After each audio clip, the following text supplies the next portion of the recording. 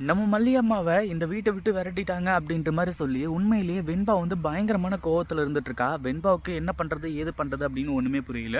என்னதான் தன்னோட பெத்த அம்மா இந்த ரேணுகா அப்படின்ற மாரி மத்தவங்க சொன்னாலுமே கூட, அந்த ஒரு விஷயத்த நம்ம வெண்பா வந்து அவ்ளோ பெருசா எடுத்துக்கிறாங்களா? அப்படின்னு கேட்டீங்கன்னா, கண்டிப்பா கிடையவே கிடையாது. உண்மையிலேயே இந்த ஒரு விஷயத்தெல்லாம் எதிர்பார்த்திருக்கவே மாட்டாங்க அப்படின்னு தான் சொல்லணும். அதுவும் இல்லாம, இப்போ மல்லியம்மாவ இந்த வீட்ட விட்டு விரட்டுனா, கண்டிப்பா நம்ம வெண்பா வந்து ஏதாச்சும் ஒரு அதிரடியான ஆக்ஷன் எடுத்தே ஆகுவாங்க. அதுல எந்த ஒரு சந்தேகமும் கிடையாது. ஏன்னா, அந்த அளவுக்கு பயங்கரமான ஒரு கோவத்துல தான் வந்து வெண்பா இருந்துட்டு இருக்காங்க.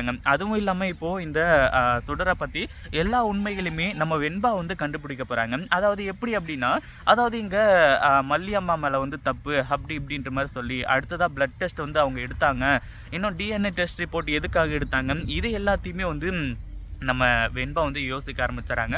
அப்படி யோசிச்சதுக்கு அப்புறமா, அதாவது இங்க இவ்ளோ பெரிய பெரிய ஆட்கள்லாம் இருக்காங்க. நம்ம விஜய் வந்து எவ்ளோ பெரிய பிசினஸ் மேன்னு தெரியும். அடுத்ததா கதிரேசன் எவ்ளோ பெரிய பிசினஸ் மேன்னு தெரியும். அடுத்ததா இந்த நிஷாலாம் எவ்ளோ படிச்சிருக்கா அப்படின்றது தெரியும். ஆனா இவங்களுக்கு எல்லாருக்குமே இல்லாத மூளை வெண்பாவுக்கு மட்டும் இருக்கு. அதுவும் இல்லாம மல்லி அம்மா ஒண்ணு யோசிச்சா கரெக்ட்டா தான் இருக்கும். அப்போ இங்க இருக்கக்கூடியது நம்மளோட உண்மையான அம்மா ரேணுகா கிடையாதா? அப்படின்ற மாரி வந்து சொல்லி யோசிக்க ஆரம்பிச்சுறாங்க. அதுக்கப்புறம் தான் நம்ம ரேணுகாவ இந்த வெண்பா வந்து ஃபாலோ பண்ண ஆரம்பிச்சுறாங்க. ரேணுகா வந்து யார்கிட்ட பேசுறாங்க, என்ன பண்றாங்க, எங்க போறாங்க அப்படின்றது எல்லாத்தையுமே பார்த்துக்கிட்டு இருக்காங்க. அதாவது மல்லி அம்மாவுக்கு இருக்கக்கூடிய ஒரே ஆசை என்ன அப்படின்னா, இங்க இருக்கக்கூடியது உண்மையிலேயே சுடர் தானா அப்படின்றத கண்டுபிடிக்கணும். ஆதாரத்தோட நிரூபிக்கணும் அப்படின்றது தான். அந்த ஒரு காரணத்தினால தான் வெண்பா வந்து இப்போ ஃபாலோ பண்ணி இந்த சுடரோட சுயரூபத்த வீடியோ எடுக்க ஆரம்பிச்சுறாங்க. அதுக்கப்புறம் சுடருக்கும் இந்த உண்மை தெரிஞ்சிருது.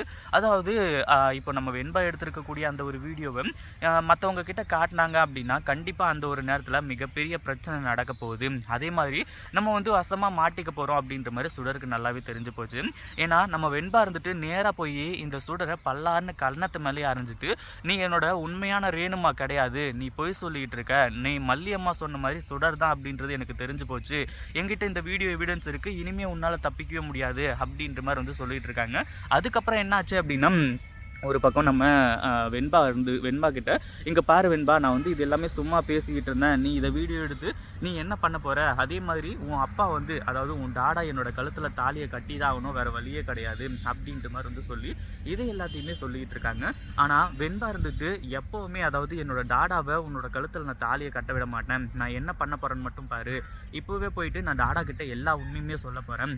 நீ என்னோட ரேணுமா கிடையாது. அதுவும் இல்லாம நீ வந்து அ அதாவது சுடர் அப்படின்னும், அந்த ரகு கூட சேர்ந்துக்கிட்டு நீங்க 50,00,000 தாத்தா வீட்லருந்து திருடுனீங்க அப்படின்றது எல்லாத்தையுமே நான் போட்டு குடுக்க போறேன் அப்படின்ற மாரி சொல்லி, உண்மை எல்லாத்தையுமே சொல்றதுக்கு ரெடியா இருக்காங்க.